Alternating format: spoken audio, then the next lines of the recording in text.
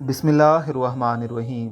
ये सन 1996 की बात है, जब लाहौर के एक थिएटर में काम करने वाले मियाँ बीवी वालिदैन बनने वाले थे।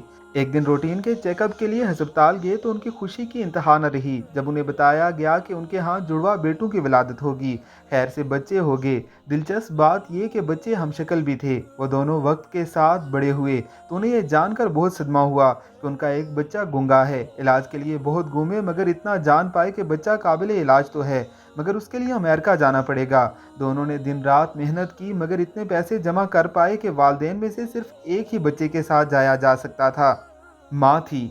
बीमार बच्चे को कैसे खुद से जुदा करके इलाज करवा सकती थी। आखिर माँ और बच्चे का वीज़ा लगवाया गया। एक दिन वो अमेरिका रवाना हो गए। खातून एयरपोर्ट से बच्चे को लेकर सेंट्रल पार्क के इलाके की तरफ निकली। बच्चा खुशी से आगे आगे भागता जा रहा था। उसे कहीं से बेसबॉल की गेंद सर पर आने लगी। बच्चे ने इधर उधर देखकर मारने वाले को देखा और रोते हुए कहा, ओ तेरा बेड़ा गर्क हो। माँ ये देखकर खुशी से पागल हो गई। जल्दी से खामन को फोन मिलाया। बच्चा बोल पड़ा है, और तेरा बेड़ा गर्क हो कहा है। खामन ये सुनकर चुप रहा, फिर कहा, एक मिनट ठहरो। थोड़ी देर के बाद खामन की आवाज़ आई, तेरा भी बेड़ा ही गर्क हो, गूंगे नू तू इत्थे छड़ गई है। सियासत छोड़कर थोड़ा मुस्कराइए।